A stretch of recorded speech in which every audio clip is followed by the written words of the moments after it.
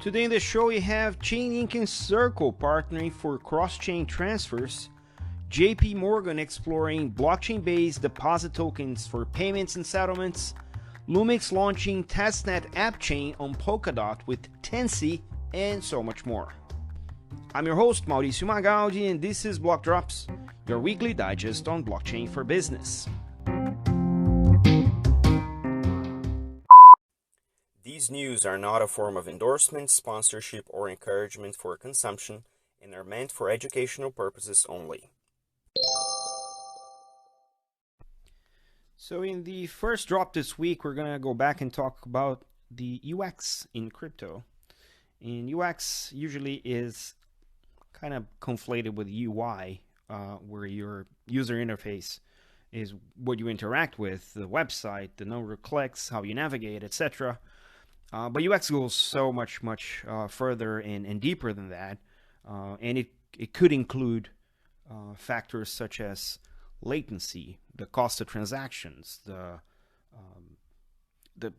risk or the security or the steps to security, but it also accounts for things like fragmentation. And if you've dabbled into DeFi across a variety of different protocols and different blockchains, you probably found yourself playing with USDC, the probably most popular DeFi stablecoin, in a context where you had USDC liquidity in two or more blockchains, and you wanted to transfer that and make use of your wallet, but you had to move things around before you could do anything, and by moving things across bridges, you would pay fees for that, and obviously that is detrimental to the UX. So it was very interesting to see that this week, two of the most prominent infrastructure companies in crypto have partnered to actually join forces in trying to solve cross-chain interoperability when it comes to stablecoins. So one is Chainlink. Chainlink announced its CCIP, the cross-chain interoperability protocol, last year. They've been successfully deploying oracles across a variety of use cases. Oracles are those pieces of data infrastructure that bring off-chain data to on-chain, or off-chain data is data that doesn't exist on the blockchain, to on-chain, the data that exists on the blockchain. So they do that with their oracles. And they introduced the CCIP late last year to much fanfare, and rightfully so. And USDC is Circle's most prominent stablecoins pegged to the dollar, and they have a Circle Cross-Chain Transfer Protocol, or CCTP, which facilitates sending USDC across different blockchains. So the announcement this week is Chainlink's CCIP has now integrated Circle's CCTP to facilitate the transfer of USDC across a variety of chains, so that developers can now build cross-chain use cases using CCIP and bake in the USDC transfers as part of their UX design. So that allows instant payments and other types of DeFi interactions.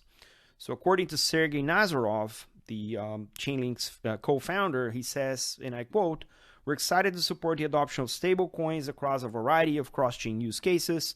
I'm pleased to see that the defense in-depth security infrastructure of CCIP with multiple layers of decentralization is something highly valued by the developers building with USDC," end quote.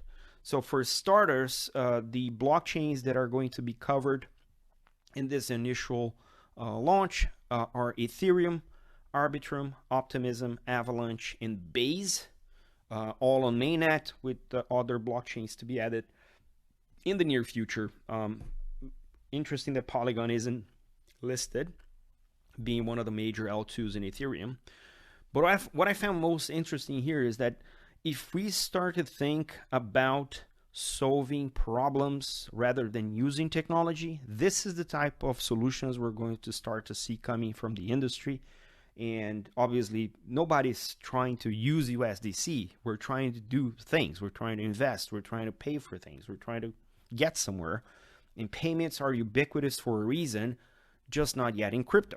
So good to see. I hope we will see more of this type of implementation at the infrastructure level to propel better UX across the board, because if technology works, then it fades into the background.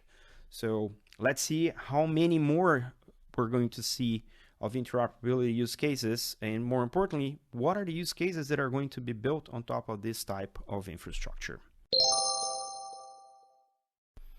As we continue, we'll talk about another form of digital money. We just spoke about stable coins in the first drop. The second drop deals with JPMorgan's dealing with tokenized deposits. So tokenized deposits are a different type of digital money.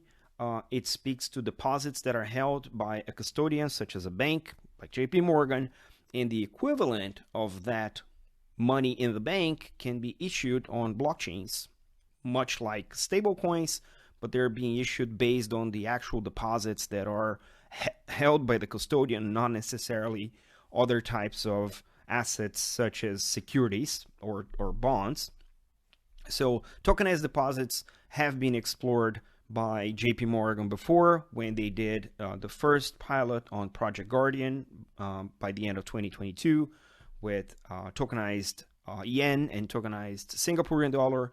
So they are familiar with the case. But this announcement deals with JPMorgan actually trying to introduce tokenized deposits to dollar currency, so dollar denominated tokenized deposits for specific dealings with cross-border payments and settlement, right? According to the JPMorgan spokesperson, and I quote, "Deposit tokens bring plenty of potential benefits, but we also appreciate that the regulators would want to be thoughtful and diligent before any new product gets developed and used. Should that appetite develop, our blockchain infrastructure would be able to support the launch of deposit tokens relatively quickly," end quote. So what it means is JPMorgan is, if not the international bank with most knowledge on applying blockchain to financial services, probably one of the most. They have been running Onyx as a complete business unit dealing with digital assets. They have been running JPM Coin to the tune of $10 trillion transactions overall on a daily basis, based on the Quorum blockchain, which is a private implementation of Ethereum. And they have been involved in a variety of pilots with different regulators across the world. So if one bank would make great inroads with tokenized deposits, I would bet that JPMorgan will be one of them, right? So the note points also that the deposit token functions not exactly the same as JPM Coin. JPM Coin is more of an internal accounting, settlement, liquidation mechanism within different desks and different geographies for JPMorgan. This deposit token would actually facilitate clients sending money to clients on other banks. And it will also be used to settle trades of tokenized securities or other financial instruments that are issued on the blockchain, which kind of harkens back to my recurring point that tokenization of real-world assets don't mean anything if you can't have the corresponding liquidity on-chain.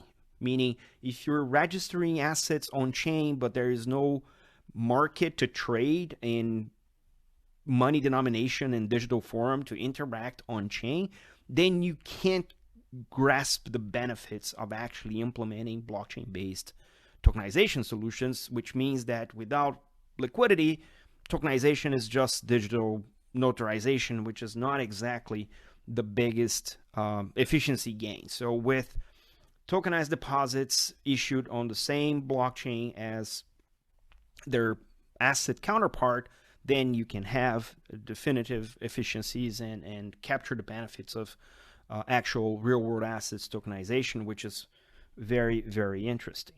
Also, according to JPMorgan, and I quote, "We believe deposit tokens will become a widely used form of money within the digital asset ecosystem, just as commercial bank money in the form of bank deposits makes up over 90% of circulating money today," end quote.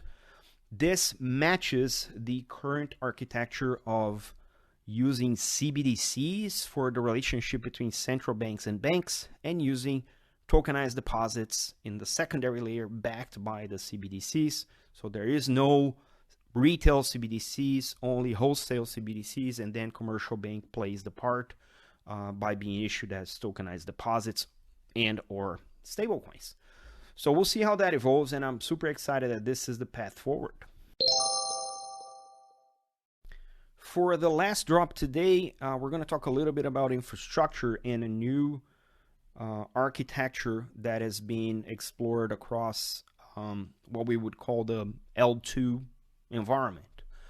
Appchains. Appchains are application-specific blockchains. Usually they are a layer 2 or a layer 3 even, depending on how you count the layers. And this has been a staple for what we call the L2 summer, with the different offerings of chain development kit available and other infrastructure platforms. It's easier now for developers to actually spin out their own blockchain following an implementation pattern, and that blockchain inherits the security and the architecture, the detailed consensus architecture from the layer above. So this week, Tanssi Network, which is a platform in the Polkadot ecosystem, announced that they're launching an app chain with Brazilian startup Lumx. The chain is going to be called Lumx Chain, L-U-M-X, and it's going to be an app chain within Tansi's testnet called Dancebox, and that plays a role around the Polkadot parachain ecosystem. Through this app chain, Lumx will develop and launch applications that are going to run in smart contracts, and it allows them to bring their clients, which are eminently Web 2 companies, into this Web 3 or Web 2.5 world, according to the company strategy. According to their head of DevRel and product management, Afonso Dalvi, and I quote, "The launch on Dancebox was extremely user-friendly. We're able to create our network within a test environment with few steps. And what caught our eye was the option to choose a network that is compatible with EVM, which lines up to our primary focus," end quote. Meaning that you can now spin out an EVM, an Ethereum virtual machine compatible chain, on the Polkadot ecosystem with the Tanssi infrastructure, which is exactly what the team at Lumx did. In the announcement, Tanssi is highlighting that this is a partnership that will allow Lumx to improve their interactions with companies using blockchain, but also to stay their ground on the Brazilian market. According to Thiago Rudiger from Tanssi, and I quote, "Lumx specializes in doing onboarding of Web 2 companies in the Web 3 world, and app chains have everything to do with corporate applications, given the level of control and customization that the blockchain allows. I'm sure that we'll get a lot done in this partnership, and we couldn't be happier," end quote. I'm personally friends with a bunch of the people that are involved in this project, and I'm super excited that they're working together to bring something that is trending well in the world of blockchain, in the world of infrastructure, and I'm looking forward to see what Lumx is going to offer to their corporate clients in this new piece of infrastructure. They've done great work with the likes of Nestle and Simpla and Elo cards. So I'm looking forward to see what's coming. In terms of app chains, I would also recommend, if you're interested in this type of architecture, to take a look at the obviously Polkadot ecosystem with the parachains and what they're doing in terms of enabling the issuance of application-specific technology with their parachains. Also the IBC, the interoperable blockchains from the Cosmos ecosystems. There are plenty of app chains that are dedicated to specific use cases be it DeFi, be it gaming, and obviously the Ethereum ecosystem with their layer 2s the layer 2s are a variety. There's general applications such as the Polygon POS, but there's also layer 2s that are adamantly focused on gaming, such as the immutable blockchain. So there are lots of different ecosystems offering these app chain or application specific blockchains. You just have to find the best one for your use case or spin one for you. So let's see how this market evolves, because this is if it offers a way into the world of blockchain with a little bit more control, it has the downside of also creating more friction and fragmentation, which in turn can be resolved with interoperability protocols. We'll see how that settles.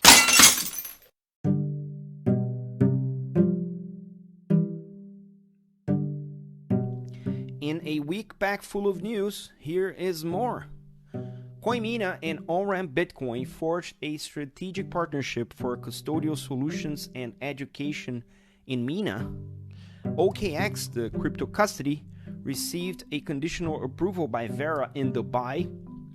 The Brazilian stock exchange B3 is responding to client demand and will be open at night for Bitcoin trading. Build 5 is adding nmkr's Cardano NFTs marketplace to their enterprise platform.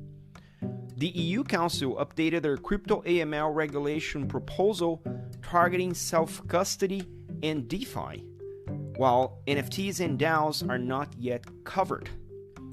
Staking platform Kiln raised $17 million to support their global expansion. Paxos launched their USD-backed stablecoin USDP on the Solana blockchain, and Solana announced their second crypto smartphone on the back of the success of their first crypto smartphone, the Solana Saga.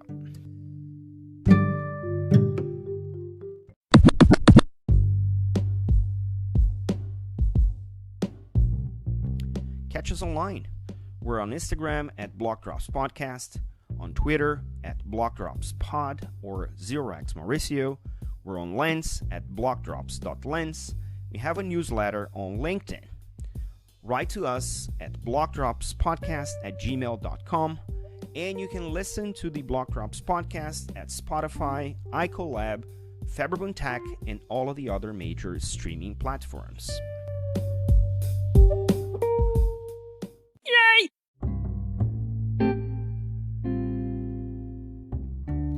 Shoutouts today to the people who provided the links you'll find in the episode notes. The team at Crypto Oasis with my friends Sacker Eticat, Gustavo Cunha, Donald Shua, Gino Matos, Lugi Tillier, Cássio Guzon, Kate Tolley, and Patrick Tobler. Don't forget to leave your ratings on your favorite player.